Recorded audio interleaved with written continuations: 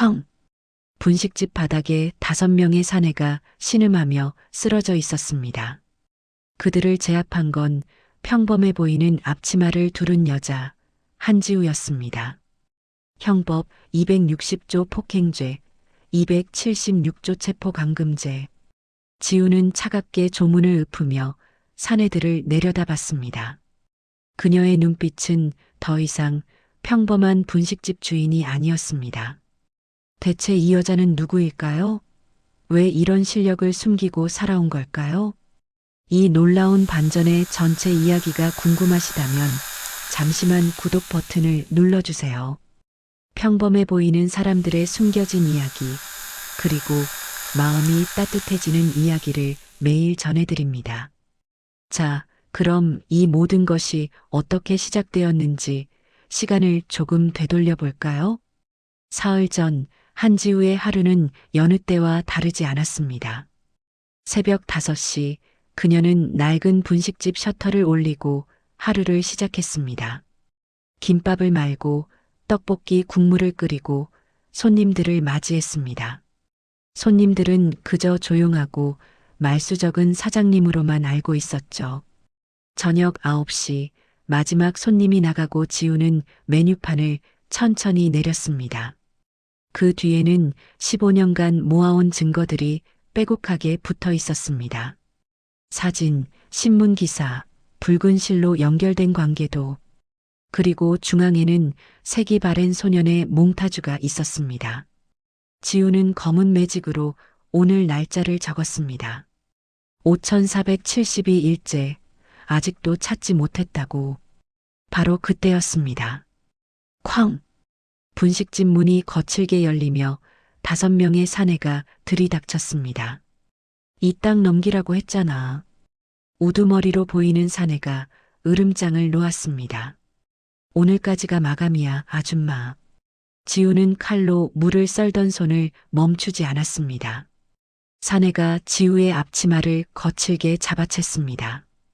그 순간 지우의 눈빛이 차갑게 변했습니다. 형법 260조 제1항 폭행죄. 지우는 번개처럼 사내의 손목을 비틀었습니다. 으악! 사내가 비명을 지르며 바닥에 고꾸라졌습니다. 나머지 4명도 순식간이었습니다. 10초도 안 돼 5명 모두 바닥을 뒹굴고 있었습니다. 지우가 바닥에 쓰러진 사내들을 정리하려던 순간 문 앞에 누군가 서 있었습니다. 20대 후반으로 보이는 청년이었습니다. 청년은 방금 전 상황을 모두 목격한 듯 놀란 표정으로 지우를 바라보고 있었습니다. 괜찮으세요? 청년이 조심스럽게 물었습니다. 지우는 재빨리 평범한 표정을 지으며 고개를 끄덕였습니다. 네, 괜찮아요. 그냥 취객들이었어요. 청년은 안심한 듯 미소를 지었습니다. 다행이네요. 저 근처 공사장에서 일하는 이하준이라고 합니다. 혹시 야식 먹을 수 있을까요? 지우는 청년을 자리에 앉히고 라면을 끓이기 시작했습니다. 하준은 분식집 안을 둘러보다가 벽에 걸린 오래된 사진 한 장을 발견했습니다. 15년도 더 된 듯한 색바랜 가족 사진이었습니다. 가족분들이세요? 하준의 물음에 지우의 손이 잠시 멈췄습니다. 옛날 사진이에요. 이제는 다 흩어졌죠. 지우는 담담하게 대답했지만 목소리에 깊은 슬픔이 배어 있었습니다. 하준은 더 이상 묻지 않았습니다. 자신도 가족이 없는 고아 출신이었으니까요. 라면을 먹던 하준이 핸드폰을 꺼내 시간을 확인했습니다. 그 순간 형광등 불빛이 하준의 오른쪽 손목을 비쳤습니다. 지우의 시선이 그곳에 고정되었습니다. 울퉁불퉁한 화상 흉터가 손목을 감싸고 있었습니다. 지우의 손에서 국자가 떨어져 바닥에 쨍그랑 소리를 냈습니다. 아, 죄송해요. 지우는 황급히 국자를 주었지만 손이 부들부들 떨리고 있었습니다. 하준은 지우의 이상한 반응을 눈치채지 못한 채 라면을 다 먹고 자리에서 일어났습니다. 잘 먹었습니다. 맛있었어요. 하준이 계산을 하고 나가려는데 지우가 다급하게 불렀습니다. 저기, 손목 그거 어쩌다 다친 거예요? 하준은 자신의 손목을 내려다보며 씁쓸하게 웃었습니다. 잘 모르겠어요. 기억이 안 나거든요. 어릴 때부터 있었던 것 같은데. 그 말을 남기고 하준은 밤거리로 사라졌습니다. 지우는 그 자리에 얼어붙은 채 서 있었습니다. 15년 전 불타는 집에서 자신을 구하다 화상을 입은 동생의 모습이 눈앞에 아른거렸습니다. 다음 날 밤 지우는 하준을 찾아 나섰습니다. 하준이 말했던 근처 공사장을 이자짜리 돌아다녔지만 그의 모습은 보이지 않았습니다. 포기하고 돌아서려던 순간 어둠 속에서 익숙한 목소리가 들렸습니다. 네, 알겠습니다. 내일도 같은 시간에 보고 드리겠습니다. 지우는 재빨리 골목 모퉁이에 몸을 숨겼습니다. 하준이 전화를 끊고 수첩에 무언가를 적고 있었습니다. 지우는 숨을 죽이고 하준을 지켜봤습니다. 하준은 수첩에 적힌 내용을 확인하더니 지우의 분식집 방향을 바라봤습니다. 그 눈빛이 어제와는 달랐습니다. 뭔가를 관찰하는 듯한, 임무를 수행하는 듯한 차가운 시선이었습니다. 지우의 심장이 쿵쾅거리기 시작했습니다. 하준은 분식집 쪽으로 걸어가 건너편 버스 정류장에 앉았습니다. 그리고 분식집을 바라보며 또다시 수첩에 무언가를 적었습니다. 지우는 믿을 수 없다는 표어로 그 모습을 지켜봤습니다. 왜 내 가게를 감시하는 거지? 누구 지시를 받은 거야? 다음 날 지우는 하준의 뒤를 밟기로 결심했습니다. 아침 일찍 하준은 공사장이 아닌 강남의 한 고층 빌딩으로 들어갔습니다. 건물 입구에는 태산법률사무소라는 간판이 붙어 있었습니다. 지우의 얼굴이 창백하게 변했습니다. 태산 로펌. 15년 전 자신을 파멸시킨 사촌 오빠 한태수가 대표로 있는 바로 그곳이었습니다. 지우는 떨리는 손으로 핸드폰을 꺼내 로펌 홈페이지를 검색했습니다. 임직원 소개 페이지를 넘기던 그녀의 손이 멈췄습니다. 한태수 대표 변호사. 화면 속 사촌 오빠는 15년 전보다 더 살이 찌고 오만해 보이는 얼굴로 웃고 있었습니다. 지우는 이를 악물었습니다. 그 순간 로펌 입구에서 하준이 나왔습니다. 그의 옆에는 20대 후반의 여성이 함께 걸어 나왔습니다. 단정한 정장 차림에 서류 가방을 든 그녀는 변호사처럼 보였습니다. 하준아, 오늘 저녁에 시간 있어? 여자가 환하게 웃으며 물었습니다. 미안, 소희야. 오늘은 일이 있어서. 하준이 미안한 듯 대답했습니다. 지우는 그들의 대화를 듣다가 가슴이 철렁 내려앉았습니다. 소희라는 이름. 분명 15년 전 하준이 가장 아끼던 고아원 동생 이름이었습니다. 그날 밤 지우는 분식집 문을 일찍 닫았습니다. 메뉴판을 내리고 뒤에 숨겨둔 증거 게시판을 꺼냈습니다. 15년간 모아온 자료들이 빼곡했습니다. 지우는 새로운 사진 한 장을 게시판에 붙였습니다. 오늘 몰래 찍은 하준의 사진이었습니다. 그리고 그 옆에 붉은 매직으로 적었습니다. 이하준, 고아 출신, 태산 로펌 근무, 손목 화상 흉터, 기억상실. 지우의 손이 떨렸습니다. 모든 조건이 일치했습니다. 하지만 가장 중요한 질문이 남아 있었습니다. 왜 한태수 밑에서 일하고 있는 거지? 왜 날 감시하는 거야? 지우는 책상 서랍을 열어 낡은 봉투 하나를 꺼냈습니다. 15년 전 마지막으로 찍은 하준의 사진이었습니다. 13살 소년이 환하게 웃고 있었습니다. 지우는 그 사진을 가슴에 꼭 안았습니다.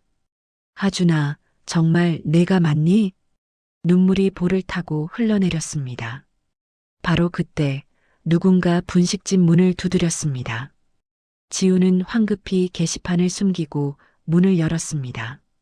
하준이 서 있었습니다. 아, 사장님. 아직 안 주무셨네요. 저 낮에 떨어뜨린 물건 찾으러 왔는데요. 하준이 멋쩍게 웃으며 말했습니다. 지우는 최대한 평정을 유지하며 대답했습니다. 아, 그래요? 뭘 잃어버렸는데요? 지갑이요. 혹시 보셨어요? 하준이 분식집 안을 둘러보며 물었습니다. 지우는 카운터 아래를 뒤적이는 척하면서 하준의 행동을 관찰했습니다. 하준의 시선이 메뉴판 쪽으로 향했습니다. 혹시 저기 뒤에 떨어진 거 아닐까요? 하준이 메뉴판을 가리켰습니다. 지우의 심장이 멈출 듯 뛰었습니다.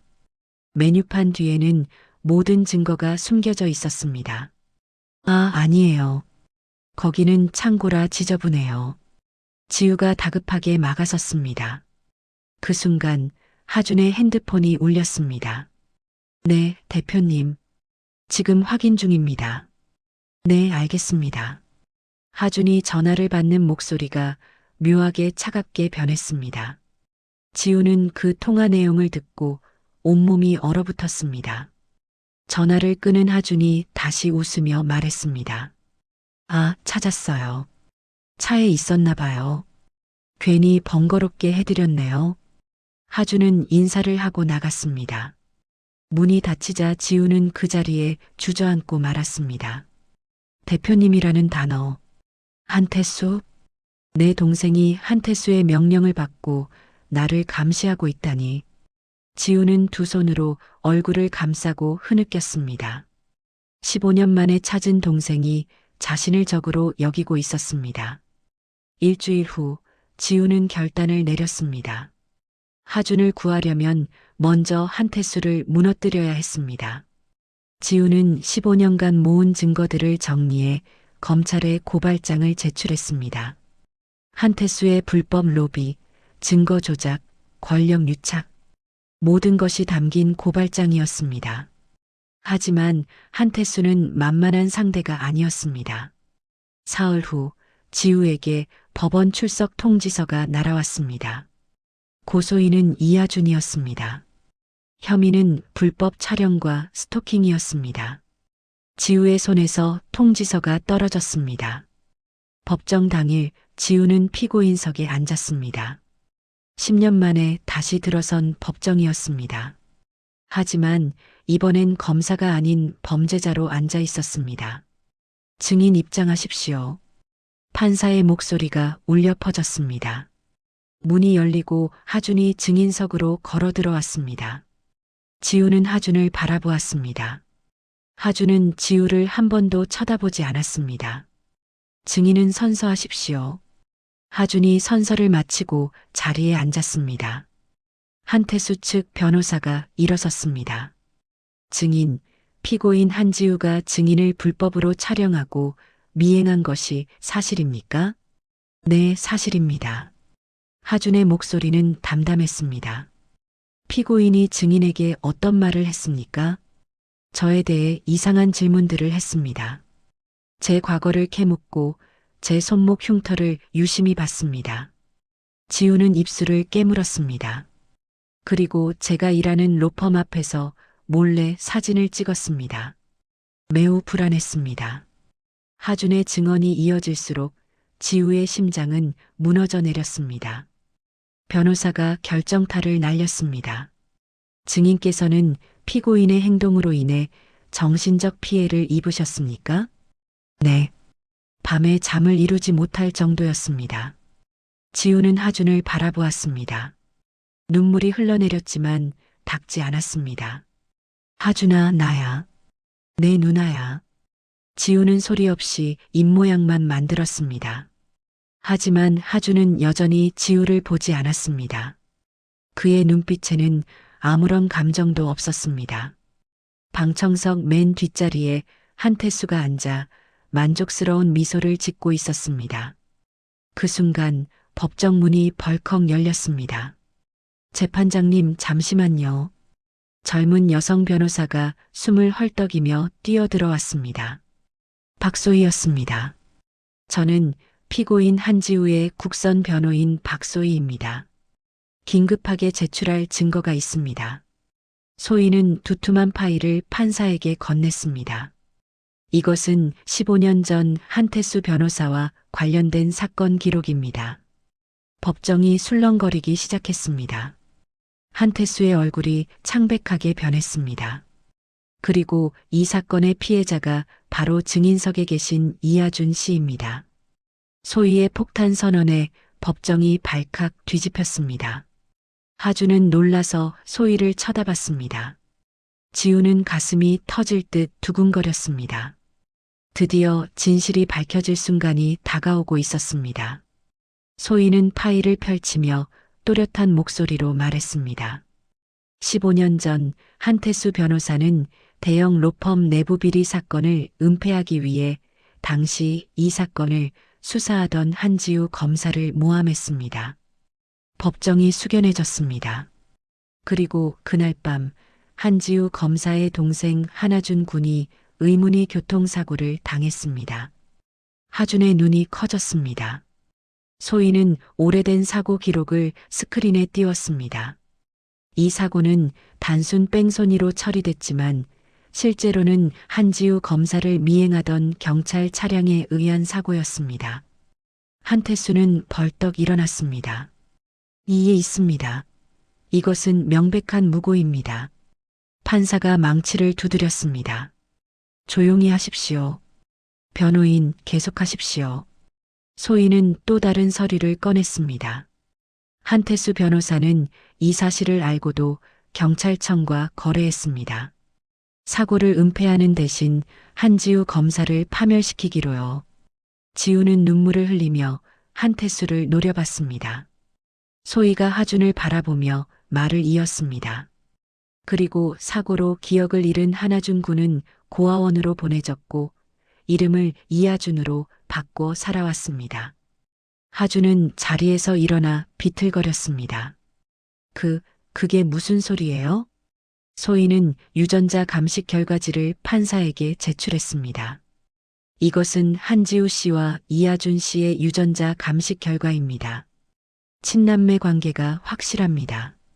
쾅! 판사가 망치를 내리쳤습니다. 하준은 지우를 돌아봤습니다. 지우는 눈물범벅이 된 얼굴로 하준을 바라보고 있었습니다. 하준아.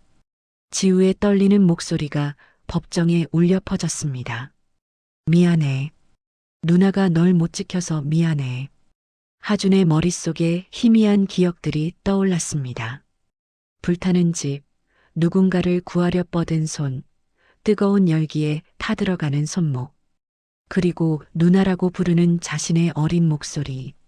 하준의 눈에서 눈물이 흘러내렸습니다. 누나? 그 한마디에 지우는 피고인석에서 일어나 하준에게 달려가려 했습니다. 하지만 법정 경위가 막아섰습니다. 한태수는 법정을 빠져나가려 했지만 이미 경찰들이 문을 막고 있었습니다.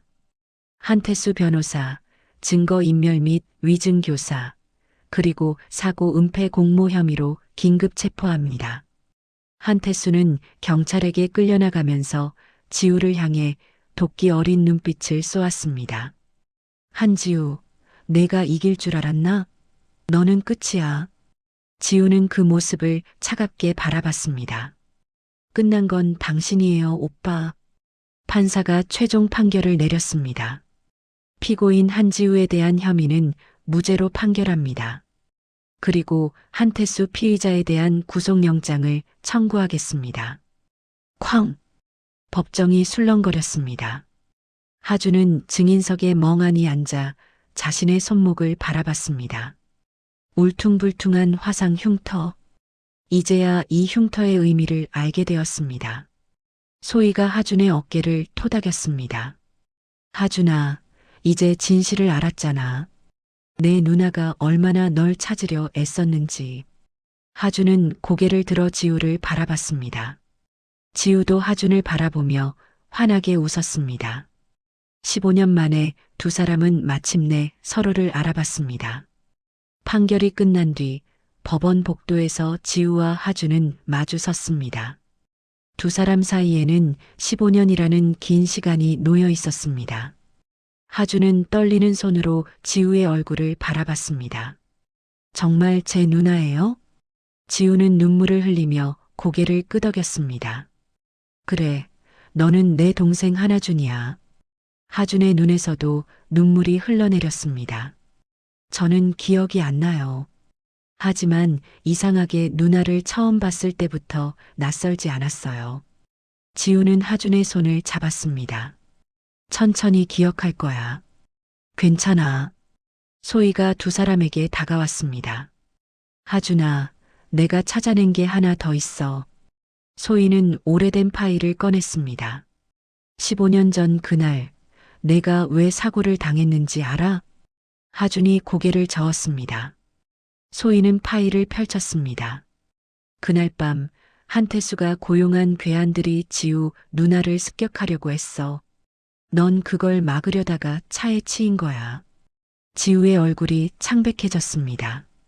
하주는 자신의 손목 흉터를 만지며 물었습니다. 그럼 이 흉터는요? 그건 더 전이야. 너희 집에 불이 났을 때 넌 지우 누나를 구하려고 불 속으로 뛰어들었어. 그때 생긴 거야. 하준의 머릿속에 단편적인 기억들이 떠올랐습니다. 불길 속에서 들리는 비명, 뜨거운 열기, 그리고 누군가의 손을 잡아 끄는 자신의 모습. 지우는 하준의 손목을 조심스럽게 만졌습니다. 넌 두 번이나 날 구했어. 한 번은 불에서, 한 번은 괴한들로부터. 지우의 목소리가 떨렸습니다. 그런데 난 널 한 번도 지키지 못했어. 미안해, 하준아. 하준은 고개를 저었습니다. 아니에요, 누나. 누나는 15년 동안 저를 찾으셨잖아요. 소희가 끼어들었습니다. 맞아. 지우 누나는 검사 자격도 잃고 모든 걸 잃었는데도 단 하루도 널 포기한 적이 없었어. 하주는 지우를 바라봤습니다. 왜요? 왜 그렇게까지 하신 거예요? 지우는 하준의 손을 꽉 잡았습니다. 너는 내 유일한 가족이니까. 그리고 내가 나를 두 번이나 구해줬으니까. 이번엔 내가 널 구할 차례였어. 하주는 더 이상 참지 못하고 지우의 품에 안겼습니다. 누나.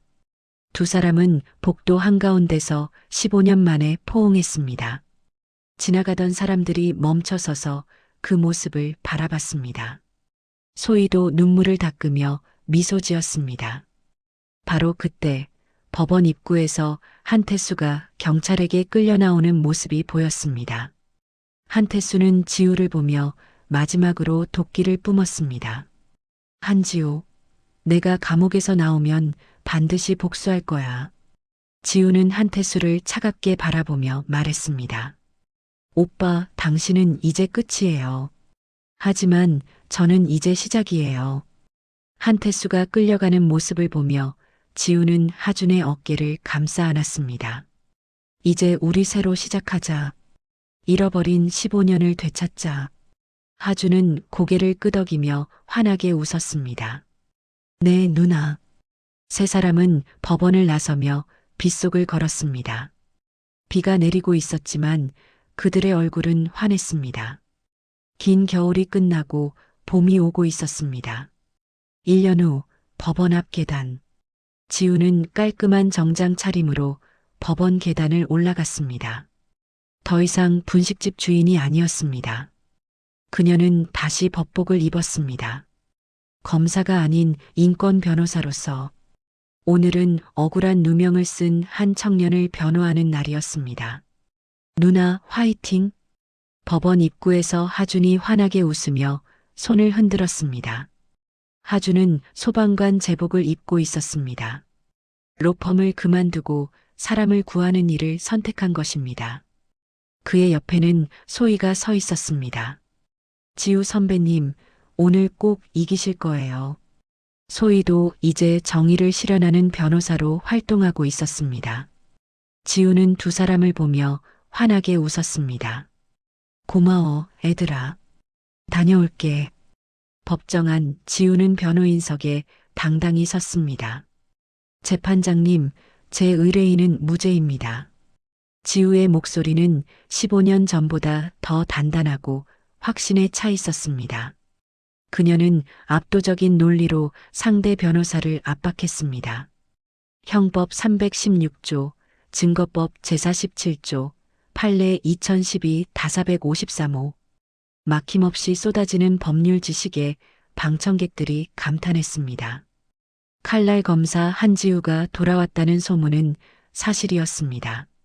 판결이 끝난 뒤 지우는 의뢰인의 손을 잡아주었습니다. 축하합니다. 무죄입니다. 의뢰인은 눈물을 흘리며 지우에게 감사 인사를 했습니다. 법원을 나서는 지우의 뒤로 하준과 소희가 달려왔습니다. 누나, 이겼어요? 당연하지. 지우는 자신감 넘치는 미소를 지었습니다. 세 사람은 나란히 법원 계단을 내려갔습니다. 하준이 지우에게 작은 상자를 건넸습니다. 누나, 이거 뭐야? 지우가 상자를 열자 은색 펜던트가 들어 있었습니다. 펜던트에는 저울 모양이 새겨져 있었습니다. 정의의 저울이었습니다. 15년 전에 주려고 모았던 용돈으로 샀던 건데 그때 사고가 나서 못 줬어요. 하준이 수줍게 말했습니다. 이제라도 받아주세요, 누나. 지우는 눈물이 글썽해졌지만 참으며 웃었습니다. 고마워, 하준아. 소희가 지우의 목에 펜던트를 걸어주었습니다. 세 사람은 빗속을 걸으며 웃었습니다. 비가 내렸지만 우산은 필요 없었습니다. 그들에게는 서로가 있었으니까요. 지우는 가슴에 손을 얹고 펜던트를 만졌습니다. 그리고 하늘을 올려다봤습니다. 아버지, 어머니, 저 이제 괜찮아요. 하준이도 찾았고 제자리도 되찾았어요. 그날 밤 지우는 오랜만에 분식집을 찾았습니다. 이제는 다른 주인이 운영하고 있었습니다. 지우는 메뉴판이 걸려있던 자리를 바라봤습니다. 그곳에는 이제 증거 게시판이 아닌 평범한 메뉴판이 걸려 있었습니다. 지우는 미소 지으며 돌아섰습니다. 이제 과거를 놓아줄 때였습니다. 하준과 소희가 지우를 기다리고 있었습니다. 누나, 빨리 와요. 밥 먹으러 가요. 지우는 두 사람에게 달려가 팔짱을 꼈습니다. 그래, 가자. 우리 앞으로 행복하게 살자. 세 사람의 웃음소리가 거리에 울려 퍼졌습니다. 잃어버린 15년 고통스러웠던 시간들. 하지만 그 모든 어둠을 지나 마침내 그들은 빛을 찾았습니다. 정의는 늦었지만 반드시 온다는 것을, 그리고 가족은 아무리 멀리 떨어져도 다시 만난다는 것을, 그들은 그것을 증명했습니다.